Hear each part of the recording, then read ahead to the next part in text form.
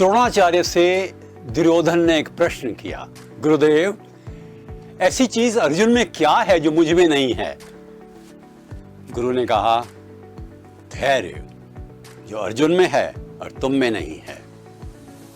उतावलापन, जल्दबाजी करना, जल्दी परेशान हो जाना कमजोरी है। धैर्य, शांति, पेशेंस इंसान की शक्ति है जो उसे अद्वितीय बना सकती है। देखा जाए तो धैर्य के बारे में तो बहुत सुंदर बातें हमारे सामने हैं।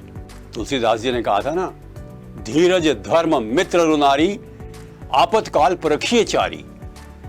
जब आपातकालीन स्थिति हो, विपत्ति का अवसर हो, तो 4 चीजों का परीक्षण करो, धीरज का, धर्म का, मित्र का, जीवन संगिनी या जीवन साथी का। पर एक प्रश्न उठता है कि तुलसीदास जी ने धीरज को सबसे पहले क्यों लिया? वो कह सकते थे धर्म धीरज मित्र रुनारी, आपातकाल पर रखिए चारी। इसका उत्तर बड़ा स्पष्ट है, धर्म बाहर से आता है, मित्र बाहर से आता है, जीवन संगिनी बाहर से आती है, धीरज अंदर से आता है। यह मेरी आंतरिक ऊर्जा का प्रतीक है, मेरे आत्मबल का प्रतीक है, मेरी शक्ति का प्रतीक है। यह मेरा अपना है जिस पर मेरा नियंत्रण होना चाहिए और है। और इसलिए बहुत जरूरी है कि हम धीरज के महत्व को समझें। कालिदास ने कहा था, यदि पर्वत और पेड़ दोनों ही आंधियों से हिलने लग जाएं, तो क्या अंतर है दोनों में? पर्वत नहीं हिलता है, धीरज वाला व्यक्ति पर्वत की तरह होता है। हां, पेड़ सारे कमजोर नहीं होते, पर हिल जाते हैं, हवाओं के झोंके से भी हिल जाते हैं। हमें शक्तिशाली बनना है, परिस्थितियों के सामने अपने आप को एक शक्तिशाली व्यक्तित्व के रूप में प्रस्तुत करके एक हुंकार भरनी है। Yes, I have patience and I will wait. एक पुस्तक है old man and the sea, Hemingway की, नोबेल प्राइज मिला उसको, और नोबेल प्राइज कमेटी ने इस किताब का खास जिक्र किया। और उसमें कहानी किस चीज की है? एक मछुआरे की, जो समुद्र के बीचों बीच एक उद्देश्य की पूर्ति के लिए कार्य करता है।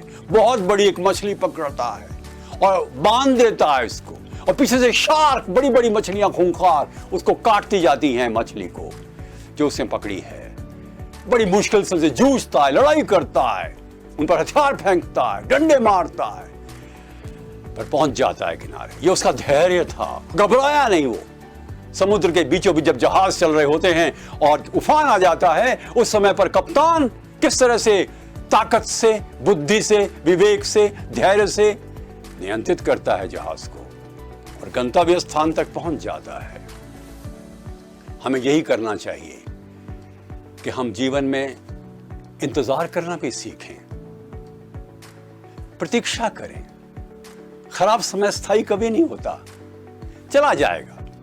वो आपको याद है ना कहानी, जब अकबर ने बीरबल से कहा कि मुझे कोई ऐसा वाक्य बताओ जब मैं अंगूठी पर लिखवा सकूं, जब दुख हो तो भी उससे देखकर मुझे शांति मिले और सुख हो तो भी देखकर मुझे शांति मिले। बीरबल ने लिखवाया, ये भी गुजर जाएगा, अर्थात ये समय भी चला जाएगा।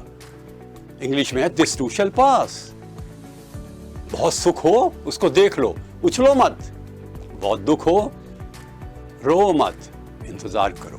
पता है, ब्रिटेन के प्राइम मिनिस्टर ने हाउस ऑफ कॉमन्स में एक बार कहा कि there was an Indian emperor who asked his minister to suggest a little sentence that can really be engraved on his ring, which can give him strength during adversity and balance during prosperity. कितना महत्वपूर्ण वाक्य है।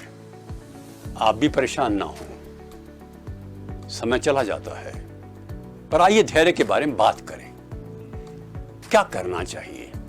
शांत रहना चाहिए, चुप रहना चाहिए, कर्मशील रहना चाहिए, कोशिश करनी चाहिए समस्याओं का विश्लेषण करके, मनन, मंथन, ध्यान, चिंतन के माध्यम से